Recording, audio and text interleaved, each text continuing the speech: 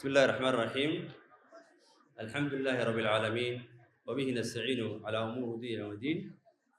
أصبحنا وأصبح الملك لله والحمد لله لا إله إلا الله وحده لا شريك له له الملك وله الحمد وهو على كل شيء قدير. بسم الله الرحمن الرحيم. maamulka kala duwan ee kuliyadda macallimiinta iyo shaqaalaha sharafta leh martida maamuuska leh iyo mas'uuliyiinta heerarkoodu kala duwan yahay ay ka midka yihiin gudoomiyaha sanduuqa dhalinyarada Somaliland gudoomiye Cabdiqaadir Ismaaciil Jaylaani iyo gudoomiyaha guddida komishanka gobolka Togdheer gudoomiye Farxaan Cilmi saraakiisha ciidamada waalidiinta ardayda ehelada qiimaha badan leh iyo ardayda qalin jabinaysa difacadii sagaalaad ee ka baxay Rift Valley Medical College waxaad ku salaamaysaa salaata islaamka assalaamu calaykum waraxmatullaahi wabarakaatuh. Rift Valley Medical College waa kuliyad gaar u ah barashada caafimaadka maantana ay ka qalin jabinayaan difacadii sagaalaad. kuliyadani fakalada ugu muhiimsan ay bixisaa waa fakalka nursing ama kalkaalisooyinka, fakalka daaweynta ee farmasiga, fakalka umulisooyinka ama midwiferyga. sidoo kale waxay bixisaa koorsooyinka gaaban oo ardayda lagu carbiyo. kuliyadani waxay u taagan tahay inay soo saarto xirfadlayaal caafimaad oo aqoontooda iyo tayadoodu sareyso. ardayda qalin jabinaysa Rift Valley Medical College ka baxaysa maantoodu waa 119 arday oo intooda ugu badan ay yihiin nurses ama kalkaalisooyin. xagga wiilasha iyo hablaha marka la soo dhigana 90% haddaan idhaahdo waa hablo weeyaan. marka maanta waa maalin taariikhi ah, waa maalin farxadeed, waa maalin sharfan, waa maalin xasuus leh ay isugu yimaadeen qoysas iyo macallimiin, maamul iyo arday si aan u maamusno guul la soo waday muddo dheer oo laga soo shaqaynayay oo maanta midhaheeda ay dhaleen.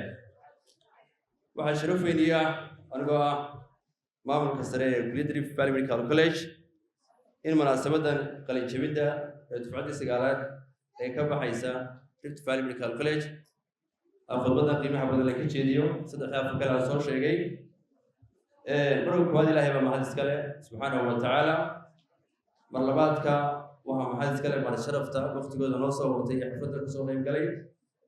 mar saddexaadka waxaa mahad ballaaran leh oo mahadaha ugu ballaarana waalidka ardaydan gacanta intaasoo dhan ku soo hayay ee guushaas inay maanta gaadhaan guul muuqata inay arday gaadhaan waalidka mas'uulka ka ahaa.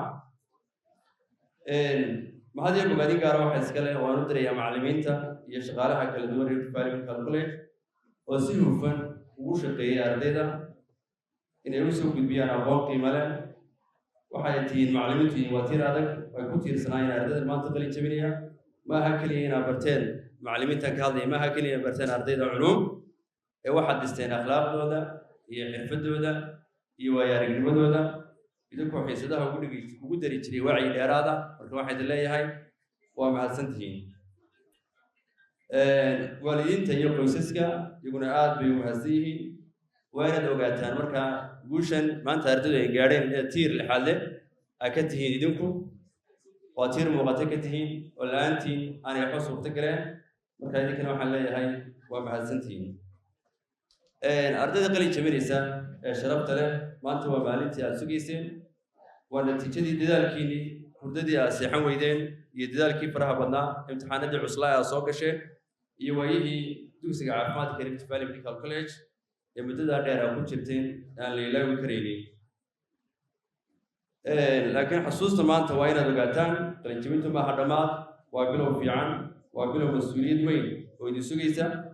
culumta aad barateen inaad ku shaqaysaan dhammaantood culumta aad dhigateena waa lafdhabarta adeegyada caafimaadka ee bulshada. kalkaaliyaha caafimaadka qayb gaar haddaan u xuso wuxuu u taagan yahay sabka hore ee daryeelka bukaanka. umulisadu waa gacanta nolosha cusub maadaama ubadka cusbaa ee dunida kusoo biiriyey iyagu sababtooda ay leeyihiin inuu si caafimaad qabto ugu dhasho. dawyaqaankuna waa hubka daawada iyo badbaadinta nolosha. saddexdii dhibatiir adag ba u tihiin. markay isgarabsataan bulshada waxay idin keenaysaa caafimaad xooggan iyo adeeg tayo leh. haddaba waxay idin sugaysaa shaqo iyo adeeg. bulshadu waxay idinka filaysaa xirfad, waxay idinka filaysaa naxariis, waxaad ka filaysaa daacadnimo waxaad ka filaysaa daryeel waxaa muhiim ah in aqoonta aad barateen aad u adeegsataan si mas'uuliyad leh si aad u noqotaan kuwa iftiin u noqda bulshada Somaliland iyo caalamkaba Rift Valley Medical College doorka college-ka waxay ku faantaa inay soo saartay kumanaan kalkaaliyayaal umulisooyin iyo daawayaqaano oo ka shaqeeya dalka gudihiisa iyo dibaddiisaba dufcaddii sagaalaad ee maanta aan saarana waxay qayb muhiim ah ka tahay taariikhdaas Rift Valley Medical College ay qortay Rift Valley Medical College waxay ku dadaashay inay siiso aqoon casri ah tababaro wax ku ool ah iyo xirfado u diyaarinaya inaad noqotaan shaqaale caafimaad oo heer sare ah waxaan rajaynayaa inaad sii wadi doontaan raadinta aqoonta gaar ahaan cilmiga caafimaadka oo si degdeg ah isu bedelaya inaad la shaqayn doontaan ardayda qalin jabinaysa guusha maanta waa tallaabo keliya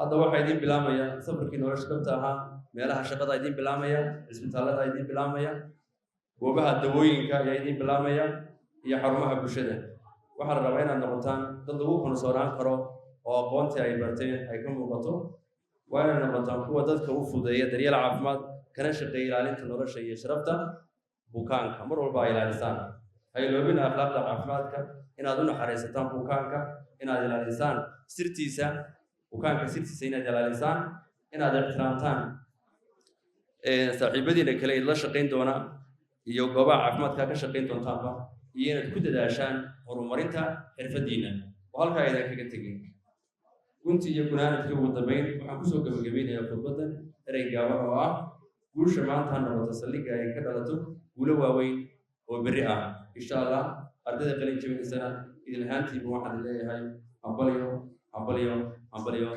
waraxmatullahi wabarakaatu